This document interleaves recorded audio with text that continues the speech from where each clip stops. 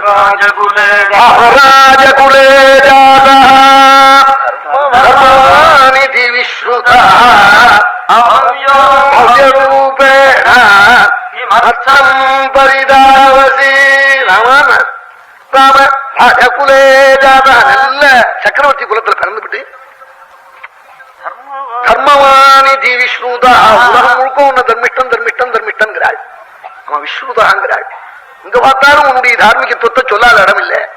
அப்படி இருக்கிற நீ வேஷம் மட்டும் தார்மீகமான வேஷம் பண்றது தப்பு, இப்படி என்னத்துக்கு தெரியலேன்னு கேட்டார். அவ்யோ பவ்ய கிமர்த்தம் பரிதாவசி தாவசி பரிதாவசி. உங்க ஊர்ல இருந்தா போறாதா எங்க ஊருக்கு வர வந்தே நீ? ஊரூரா இப்படி என்னத்துக்கு அலையறைய தப்பு பண்ணிட்டுன்னு கேட்டானாம் மாலி சுவாமியே. என்னெல்லாம் கேட்கணுமோ அப்படி எல்லாம் கேட்டுவிட்டான். பயம்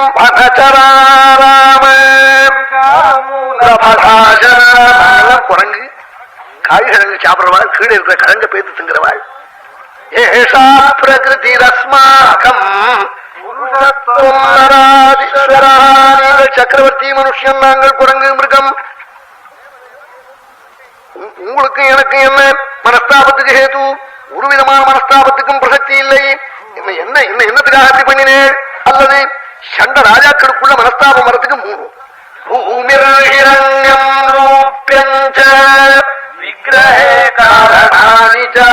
பூமி ஒண்ணு, பணம், வள்ளி, தங்கம், வள்ளி, இந்த மூணு நாள் தான் சண்டை வரணும்.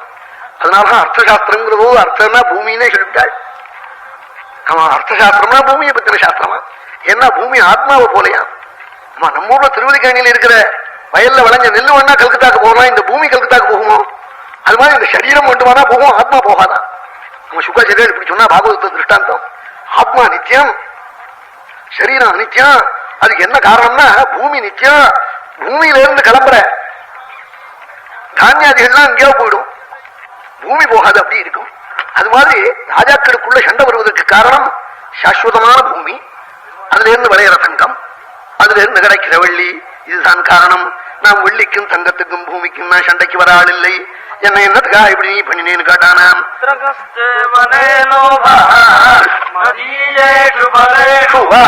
நான் சாப்பிட்டு இருக்கிற காய்கறிகளை ஏதாவது நான் உங்களுக்கு தப்பு பண்ணி உங்களுக்கு இல்லாம பண்ணிவிட்டேனா? அதுக்கா என்ன இப்படி என்னத்துக்கு பண்ணினேன்னு கேட்டானாம் வாலி சுவாமியை பார்த்து. கிம்பட்சசி சதாம் மத்யே கர்ம கிருத்வா ஜுகுப்சிதம் பிரம்மா கோக்ரா நாஸ்திக பரிவேத்தாச்ச சர்வே நிரயகாமினஹ. ராமான்னு கூப்பிட்டான் வாலி. என்ன எனக்கு இப்ப நீ பதில் சொல்றது இருக்கட்டும், என் உயிர் துடிச்சுக்கிட்டு இருக்கு, நீ பதில் சொல்ற மட்டும் நான் இருக்கேனோ இல்லையோ? நான் போட்டா கூட 10 சாதுக்கள் ஒரு மீட்டிங் போட்டு உன்னை கூப்பிட்டு காப்பாள். அவன் நிரபராதியான வாலியை கொன்னையே காரணம் சொல்லுவாள். அப்ப பெரிய வாழ்க்கை என்ன சொல்ல போறோம், அதை இப்ப சொல்ல முடிஞ்சா சொல்லுன்னு கேட்டான். அவன் சாதுக்கள் விடமாட்டா, அவன் தப்பு பண்ணிவிட்டான். அவன் பேசுவாள், பயப்பட மாட்டாள்.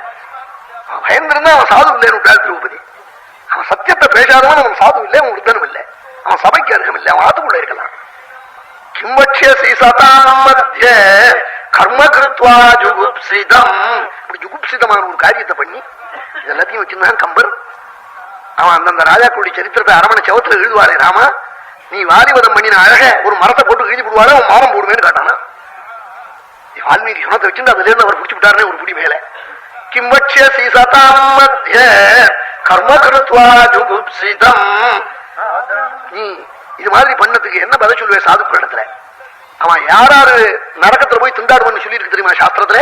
ராஜா பிரம்மா கோக்னா நாஸ்திக பரிவேத்தாச்ச சர்வே நிரயகாமின. ராஜாவை கொள்றவன் அவன் ஏதாவது ராஜா திடீர்னு கொண்டு விடுவான், ஏதாவது ஒரு சின்ன காரணத்துக்காக கொண்டு விடுவான். ரொம்ப மகாபாபியானவெல்லாம் பிரம்மஹத்தி பண்றவன், நல்ல வேதம் கற்றவனை கொள்றவன், பசுவை கொள்றவன், பசுமாட்டை கொள்றவன், திருடுறவன், அப்படி திருண்டு போடுவோம். ஒரு குழந்தைய கொண்டு விட்டு ஜீவன தேவை இல்லாம ஹிம்சை பண்ணுவன். அவன் ரோடோட போவோம், ஒரு நாள் படுத்துட்டு இருக்கும், மேல ஏத்தின்னு போவோம், மோட்டார் சைக்கிளை ஏத்தின்னு போவான். சோர பிராணி வதைய ரதா நாஸ்திகா, தெய்வம் இல்லைன்னு பேசுற பைய பரிவேத்தா. அவன் தமையனை விட்டு விட்டு தான் சுகமா கல்யாணம் பண்ணிட்டு இருக்கிற பைய. இவெல்லாம் சிவந்து போனா நரகத்துக்கு. நாஸ்திகா பரிவேத்தாத சர்வே நிரயகாமினா நரகத்துல போய் தவிப்பனாக்கும் இவன்.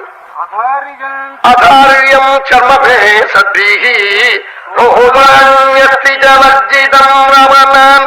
அல்லது என் தோலை ஜபத்துக்காவது உபயோகப்படுமா? என்ன அடிச்சியே பெருங்காயம் கட்டுறது கூட குரங்கு தோல் உபயோகப்படாதே. அதாரியம் சர்மபே சத்வீஹி ரோமா ஒரு கம்பளிக்கு கூட உபயோகப்படாது. அவன் என் அஸ்தி சக்கரைக்கு கூட பிரயோஜனப்படாதே குரங்கனுடைய இரும்பு. அபக்ஷானி ஜமான்சானி தர்மச்சாரி. நீ ஸ்நான சந்தி பகவத் ஆராதனா ரங்கநாதன் உபாசிச்சிருக்கிற குரங்கு மாம்சத்தை சாப்பிட மாட்டாள், தோல் எடுக்க மாட்டாள், தட்ட மாட்டாள், அஸ்தி மாட்டாள். நஸ்பிருஷந்தி மனிஷினா தொடக்கூட மாட்டாளாக்கும். நீ என்னக்கா என்ன நீ பதம் பண்ணினேன்? நகம் உள்ள மிருகங்கள்ல அஞ்சத்தான் சாப்பிடுவாள் யோக்கியாள். அந்த நாள்ல மாம்சம் சாப்பிடுற நாள்ல இருந்த சொல்றாள். மாம்சம் அந்த காலங்கள்ல சாத்தாதிகள் உபயோகப்படுத்தி சாப்பிடுவாளாம். இந்த யுகத்துல அதெல்லாம் பிராதுன்னு விட்டாள். ஏன் பிராதுன்னு சொன்னாள்னா இந்த யுகத்திலையும் அது மாதிரி வச்சிருந்தா நித்தியம் சாதம்னு போய் சொல்லிவிட்டு மாம்சம் சாப்பிடுறதா தந்துட்டு இருப்பான். அதுக்காக வாண்டாமலே வச்சு விட்டாள் ரிஷிகள். ஆனா இந்த யுகத்தை பார்த்து வைக்கல. இந்த யுகம் என்னவா இருக்குன்னு முன்னாடியே தெரிஞ்சுக்கிட்டு வச்சாள். இந்த யுகத்தெல்லாம் கண்டு அப்புறம் சொல்லல. 10 நாள் மருந்து கொடுத்துட்டு டைபாய்டுன்னு சொல்லல. டைபாய்டு வரும் நாளைக்குன்னு சொல்றாருல. பஞ்சபஞ்சனகா பக்ஷா பிரம்மச்சத்ரே நராகா ஜானகீகாந்தஸ்மரணம் கோபிகா ஜீவனஸ்மரணம். இந்த 5 மிருகத்தை தான் சாப்பிடுவாள் மகான்கள், தார்மிகாலான க்ஷத்ரியாதிகள், பிராமண க்ஷத்ரியாதிகள். அது என்ன மிருகம்? அந்நாள்